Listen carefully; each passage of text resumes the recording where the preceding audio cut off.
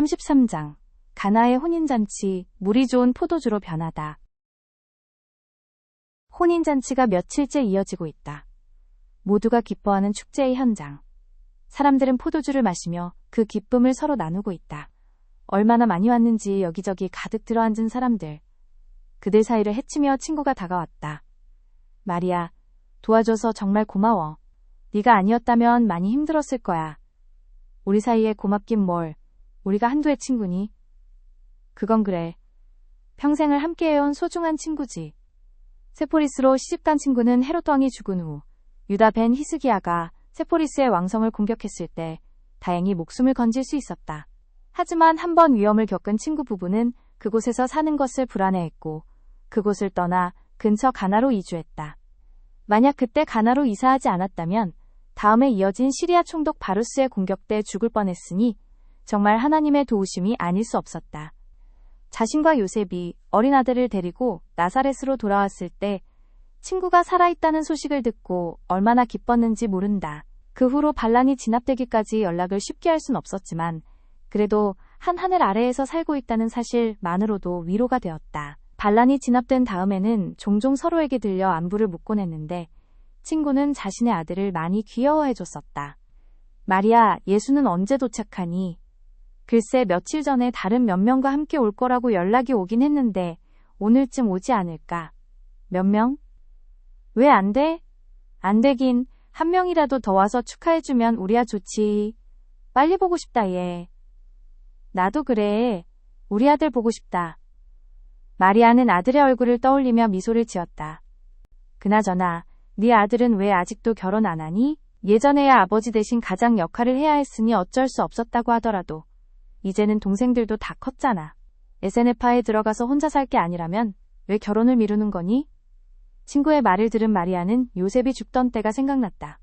남편은 아들을 데리고 주변 도시들을 돌아다니며 목수일을 했었다. 로마의 두 번째 인구조사 명령 때문에 여기저기에서 반란이 일어나는 시기였는데 전투와 파괴가 빈번하게 일어나 일거리는 끊어지지 않고 있었지만 그만큼 위험 부담도 컸었다. 그러나 남편은 우리 아들과 함께 가는데 뭐가 위험하냐며 걱정하지 말라고 했었다. 아들과 함께하는 시간이 가장 기쁘다던 요셉. 자신이 가르쳐줄 수 있는 모든 기술을 모조리 다 전수해준 날. 요셉은 정말 세상을 다 얻은 것처럼 행복해했었다. 그러다가 다른 아이들이 태어나고 커가면서 더 많은 일거리를 찾게 되었고 남편과 아들은 가끔 서로 다른 곳에서 일을 하게 되었다. 그러다 그날의 사건이 찾아왔다. 남편은 아들과 떨어져 다른 도시에서 일을 하고 있었는데 위험한 보수공사를 하다 떨어진 커다란 돌에 머리를 맞아 목숨을 잃었다. 그날의 슬픈 기억이 가족 모두를 힘들게 했지만 아들은 하늘나라에 가면 다시 만나게 될 거라며 나머지 가족을 위로해 주었었다. 하지만 어린 동생들은 그런 말을 어떻게 그리 쉽게 하냐며 화를 내었고 그 사건 이후로 조금 사이가 멀어지게 되었다. 이후에 아들은 장남이자 가장으로서 이전보다 더 많은 일을 하러 돌아다녔다. 잠을 줄이면서까지 온 가족을 위해 노력한 아들로 인해 나머지 동생들은 무사히 성장할 수 있었다. 남편 요셉의 죽음으로 아들의 가장으로서의 역할이 시작되었으니 아들에게는 떠남이 곧 사명의 시작이기도 했던 것이다. 그랬던 아들이 이제는 가장이라는 역할이 아닌 진짜 사명을 위해 멀리 떠났다가 돌아오는 중이다. 너 기억 안 나? 네가 결혼 이야기했을 때 우리 아들 반응. 아 그거? 그거는 그냥 농담으로 한 말 아니었어? 진심이야. 어머나, 그게 무슨 말도 안 되는. 마리아는 친구의 반응을 보고 웃음을 터뜨렸다. 그래 그건 자신이 생각해도 좀 황당한 사건이긴 했다. 아들은 결혼 안 할 거냐는 친구의 말에 이렇게 대답했었다. 저의 신부는 예루살렘이고 하나님의 말씀을 믿는 모든 백성입니다.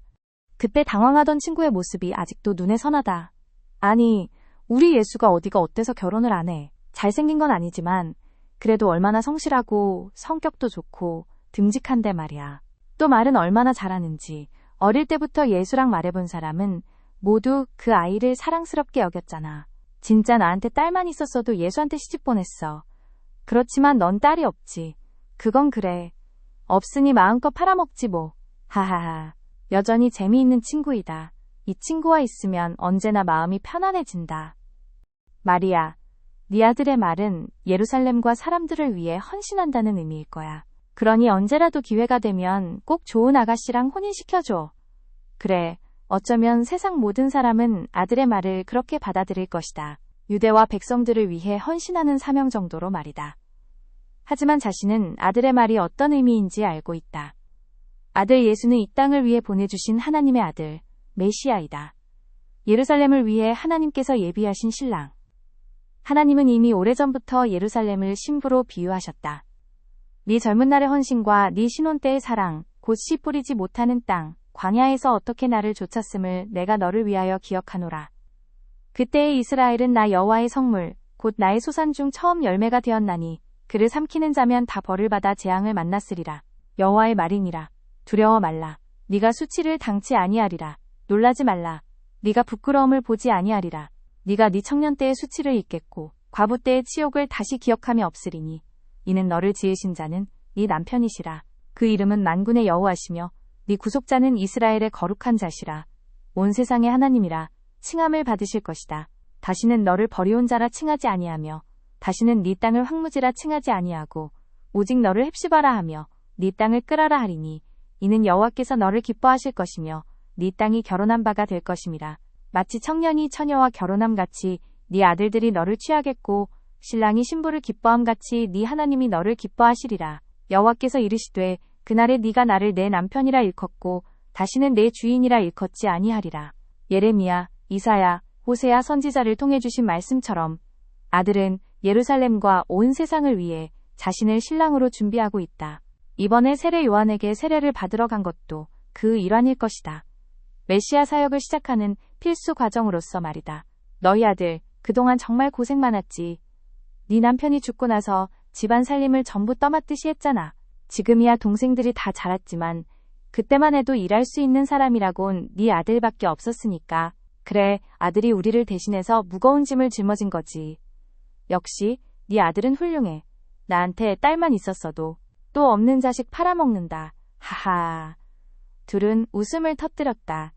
한참 배를 잡고 웃던 마리아의 친구가 갑자기 먼 곳을 가리키며 말했다. 마리아, 저기 예수 아니니? 마리아는 눈을 가늘게 뜨고 길 쪽을 바라보았다. 그곳에는 다른 5명의 사람과 함께 걸어오는 아들의 모습이 있었다. 응, 그러네. 드디어 도착했구나. 빨리 사람을 보내서 초대해야지 마음 편하게 오겠지. 이봐요, 저 사람들한테 가서 어서 이곳에 오라고 말해주세요. 친구의 말을 들은 일꾼이 즉시 달려갔다. 아들이 데리고 온 사람들은 모두 갈릴리 사람들이었다. 대부분이 갈릴리 호수 너머 벳세다 출신이고 나다나엘이라는 사람만 이곳 가나 출신이라는데 이전에 본 적은 없는 사람이었다. 하긴 가나가 결코 작은 도시가 아니니 그럴 수 있었다. 나사렛처럼 조그만 동네에서나 모두가 알고 지내지 이런 큰 도시에서는 모르는 사람 투성이인 것이다. 마리아가 아들의 친구들과 이야기를 나누는 동안 예수는 여느 때처럼 드러나지 않게 조용히 잔치를 즐기고 있었다. 그때 갑자기 친구가 마리아에게 다가와 귓속말로 속삭였다. 마리아, 응? 어떡해. 포도주가 다 떨어졌어. 뭐? 벌써? 응, 너무 많은 사람이 왔나봐. 어떻게 하지? 여기도 부족하지 않아? 잠시만. 내가 어떻게든 해볼게. 뭐? 네가 갑자기 어디서 포도주를 구해와. 걱정하지 마. 넌 어서 가서 다른 부족한 게 없는지 확인해봐. 알았어. 친구가 떠나자 마리아는 아들의 앞에 갔다. 아들이 아직 어떠한 기적도 보인 적이 없지만 늘 세례를 받은 이후부터 시작할 거란 말을 하곤 했었다. 무엇을 시작할지 정확하게 말하진 않았지만 굳이 물어 뭐 하겠는가? 자신과 남편이 30여 년 전에 천사에게 들은 말씀이면 충분하다. 아들이라면 지금 이 상황을 어떻게든 해결할 수 있을 것이다. 포도주가 없구나. 여자여, 그것이 나와 무슨 상관이 있습니까? 내 때가 아직 이르지 못하였습니다. 자신의 확신과는 다르게 아들은 거절의 의사를 보였다. 거기에다가 최근 들어 사용하기 시작한 저 거리가 느껴지는 단어. 여자여. 물론 굉장한 존중의 의미를 담은 말이긴 하지만 어머니에게 쓰기엔 좀 어색한 말이지 않은가? 처음엔 어떻게든 고쳐보려고 했지만 아들은 결코 저런 말투를 바꾸려 하지 않았다. 사역을 시작하기 전에 일부러 거리를 두기 위해서 그런지는 몰라도 마음이 약간은 아픈 단어이기도 하다. 예전에 시므온이 아들로 인해 자신의 마음이 칼로 찌르듯 아파질 거라고 한 적이 있는데 이런 상황을 대비해서 말해준 것일까? 아무튼 아들이 거절했다고 해서 쉽게 포기할 순 없는 법이다. 다른 건 모르지만 다른 사람들을 일하도록 만드는 데 있어서 자신은 진짜 타고난 사람이니 말이다. 마리아는 가까이에 서 있는 일꾼들에게 다가가 말했다. 여러분에게 무슨 말을 하든지 그대로 행하세요. 일꾼들은 영문을 모르면서도 아들 예수의 앞에 가서 서 있었다. 이렇게 해도 가만히 있을 거냐 아들아? 아들이 자신을 보지만 어쩔 수 없다. 자신이 이 문제를 해결한다고 했으니 어떻게든 해결을 해야 하는 것이다. 고개를 절레절레 흔드는 아들은 이내 결심했다는 듯 자리에서 일어났다. 그러고는 정결예법에 사용하는 돌로 만든 물 항아리 6이 있는 곳으로 걸어가 거기에서 멈추었다. 자신을 비롯해 주변의 모든 사람이 아들을 바라보고 있다. 이 항아리에 물을 채워라. 일꾼들은 아들의 말을 따라 항아리마다 물을 가득 채웠다. 각각 물 2-3동이 정도 들어갔으니 생각보다 많은 양이었다. 물을 다 채운 일꾼들이 돌아보자 아들이 다시 말했다. 이제는 떠서 연 회장에게 가져다 주어라. 일꾼들은 정결례에 사용하는 물을 왜 떠서 가져다 줘야 하는지 이해하지 못한 듯 잠시 머뭇거렸지만 이내 아들의 말대로 물을 떠서 연회를 맡은 사람에게 가져다 주었다. 아들을 제외한 모든 사람은 어떻게 될지 궁금해서 일꾼들을 따라갔는데 연회의 책임자는 그 항아리의 물을 마시더니 놀란 표정을 지었다. 신랑을 데리고 오게. 잔치를 맡은 사람은 일꾼에게 불려온 신랑에게 한마디 했는데 질책 같기도 하고 칭찬 같기도 한 내용이었다. 사람들은 먼저 좋은 포도주를 내고 취한 후에 낮은 것을 내는데 당신은 지금까지 좋은 포도주를 남겨두었군요. 영문을 모르는 것은 신랑도 마찬가지였지만 그 사건을 처음부터 지켜보던 마리아와 5명의 제자 그리고 일꾼들은 도저히 믿을 수 없는 기적을 목격한 듯 열린 입을 다물지 못했다. 예수는 이 첫 번째 표징을 갈릴리 가나에서 행하여 자기의 영광을 드러내었고 제자들은 그를 더욱 믿게 되었다. 이 일이 있고 난 뒤에 그는 어머니와 형제들 그리고 제자들과 함께 가버나움에 내려가 거기에 며칠 동안 머물러 있었다. 그는 그곳에서 곧 있을 광야의 시험을 준비했다.